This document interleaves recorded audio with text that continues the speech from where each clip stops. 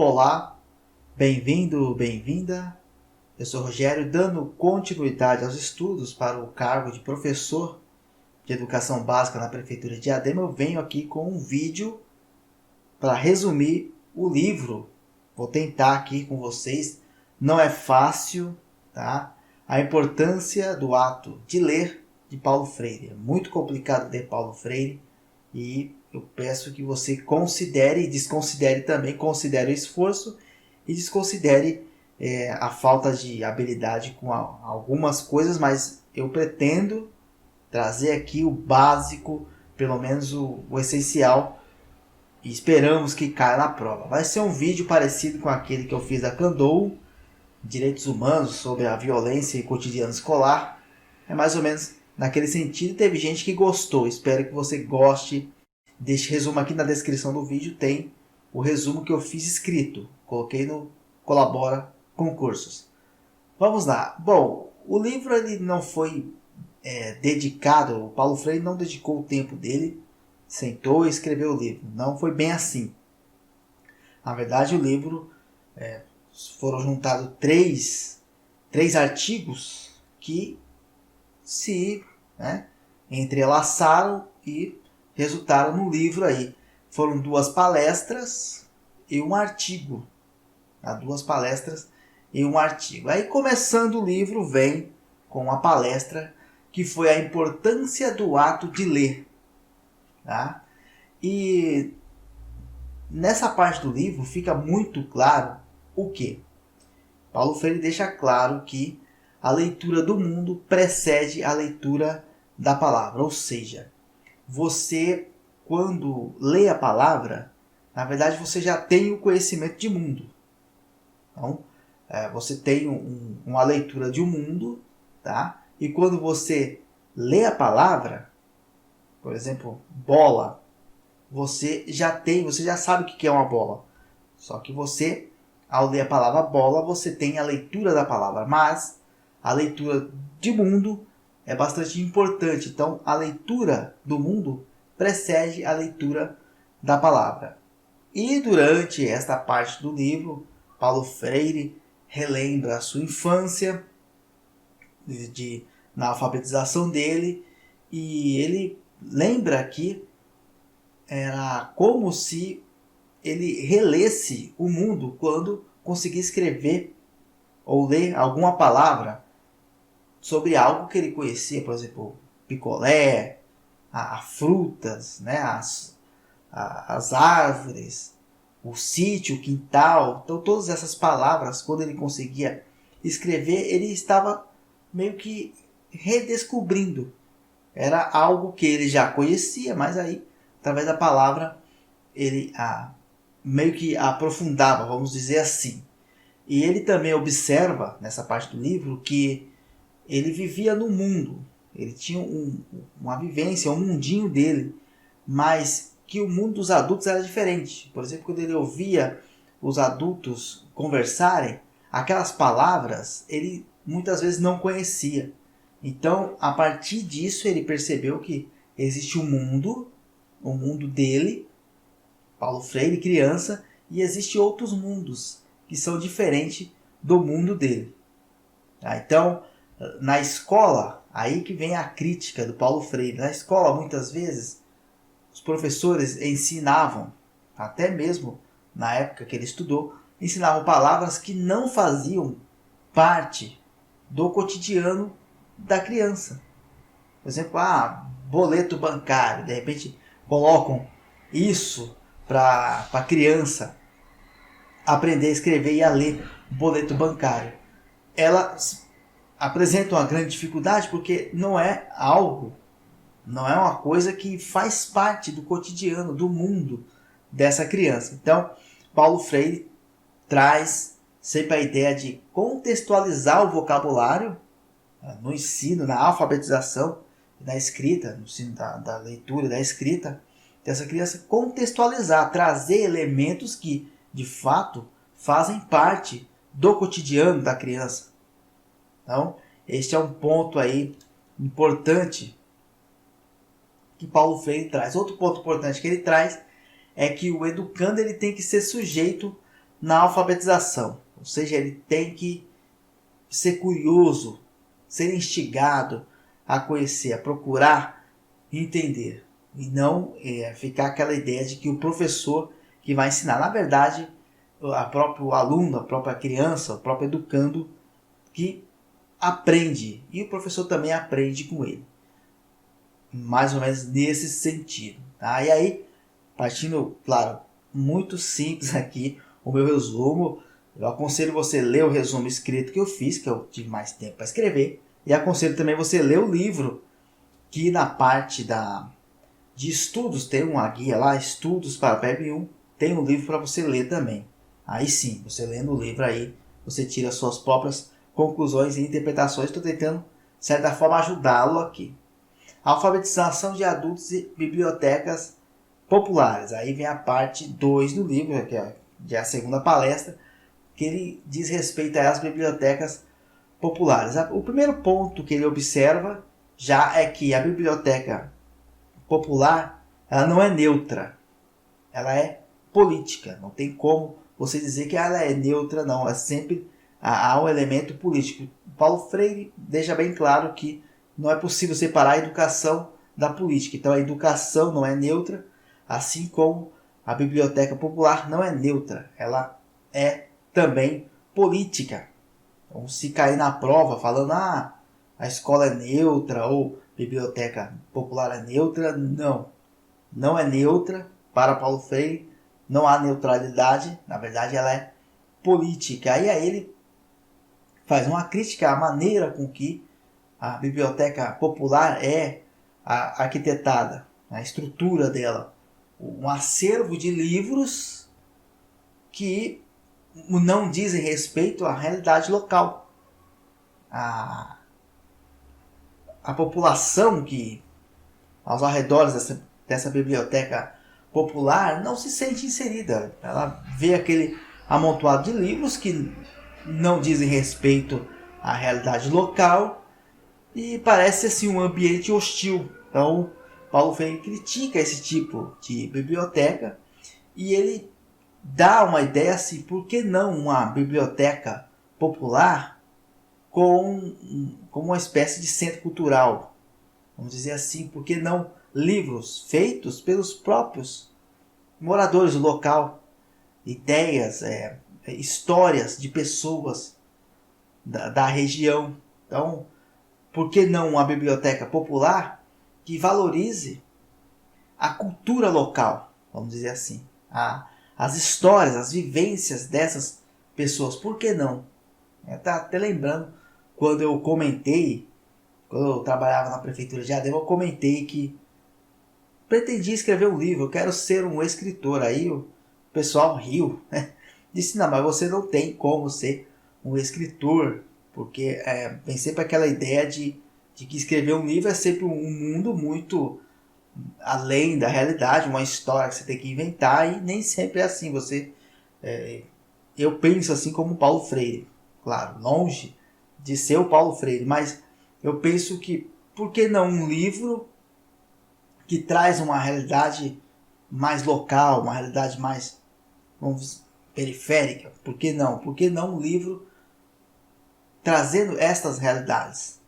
Então, para a biblioteca popular, Paulo Freire defendia essa ideia de trazer uma cultura, a cultura da região, para a biblioteca, e não um acervo de livros, de autores, não no sentido de que não tem o mérito, que não devem ler. Na verdade, não é isso.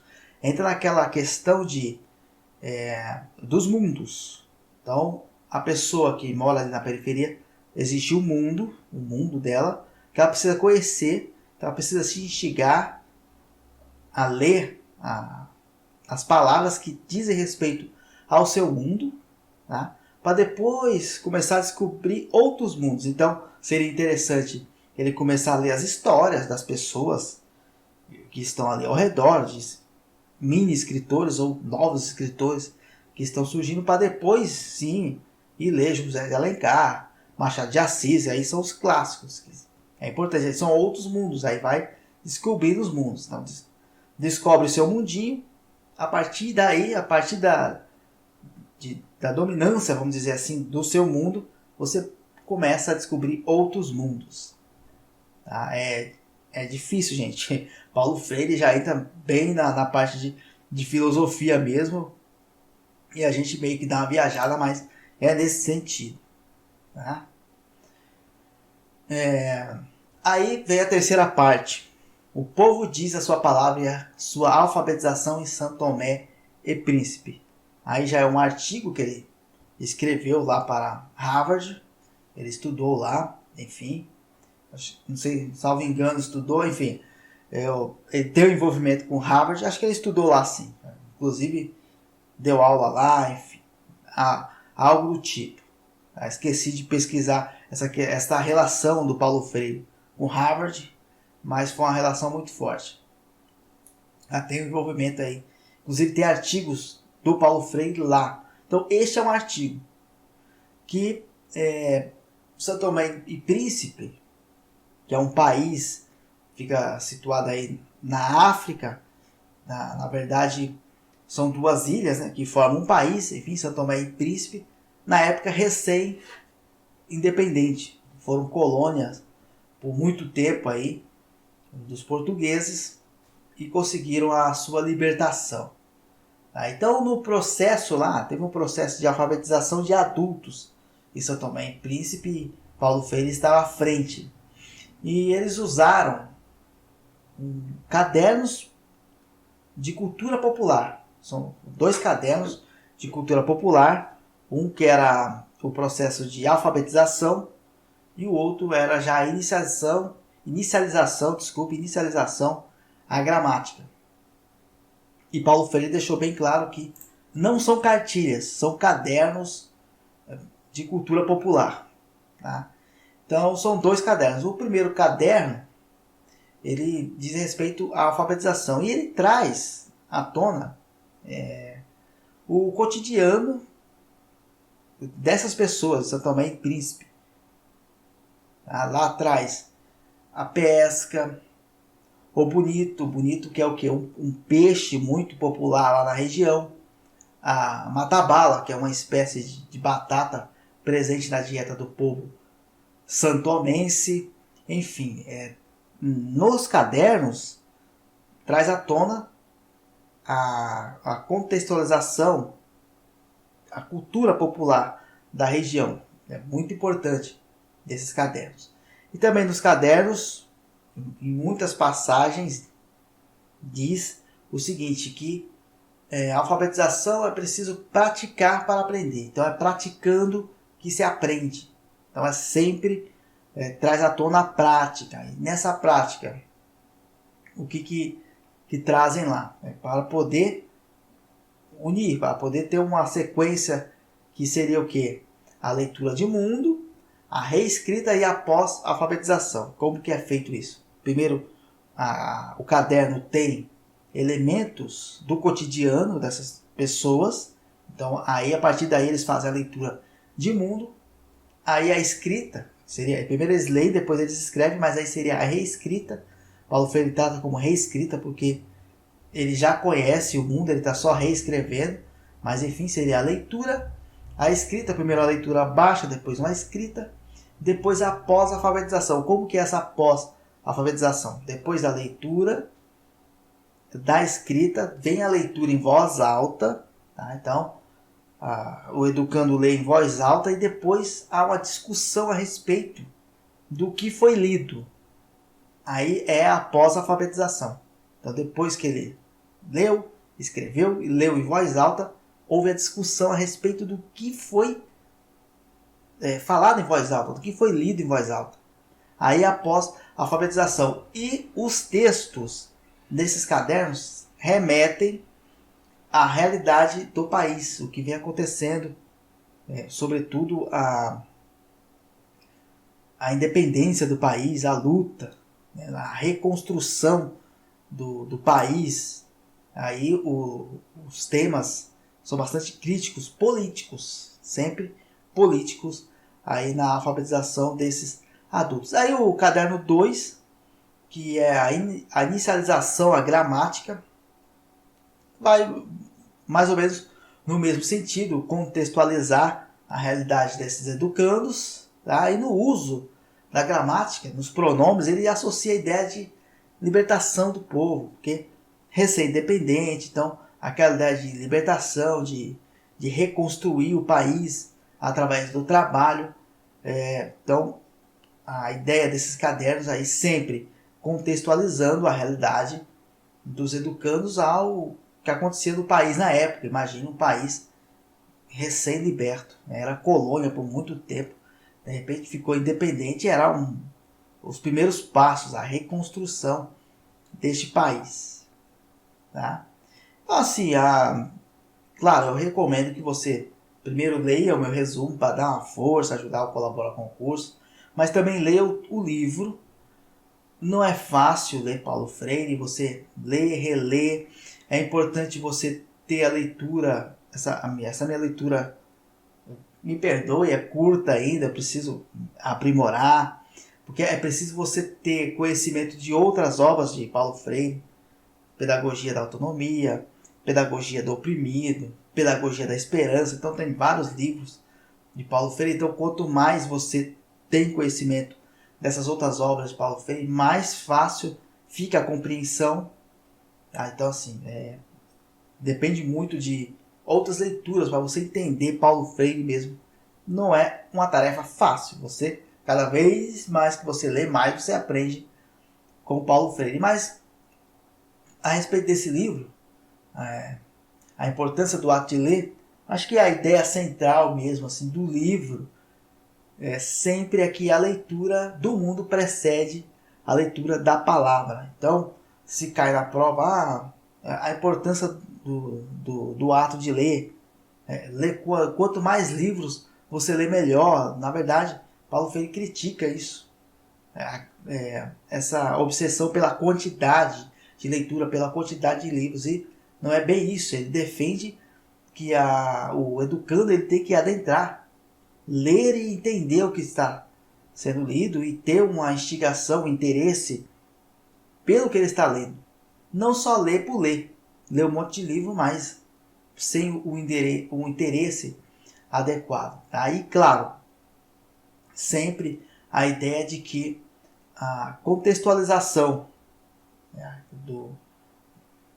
da vivência desse educando. Então, a leitura de mundo sempre precede a leitura da palavra. Essa acho que é repetida várias vezes durante o livro e acredito ser o tema mais central, vamos dizer assim, mas claro, tem outros adendos, outras partezinhas pequenas do livro que é importante observar. Mas para um concurso, acho que esses pontos centrais aí você tem que observar, né? A leitura do mundo precede a leitura da palavra, contextualizar o cotidiano do aluno para que facilite essa alfabetização, o aluno, o educando no caso aí, como sendo protagonista, tá? E não o professor como protagonista, mais ou menos nesse sentido. É isso. Espero que tenha gostado, espero que de certa forma tenha ajudado. Eu me esforcei bastante, fiquei aí uma semana em cima desse livro, desse projeto, mas enfim, tá entregue. Claro que a gente vai sempre aprendendo mais. Futuramente pode ser que mais experiente eu faça um vídeo melhor com relação a esse livro, tá certo? É isso, até a próxima. Valeu!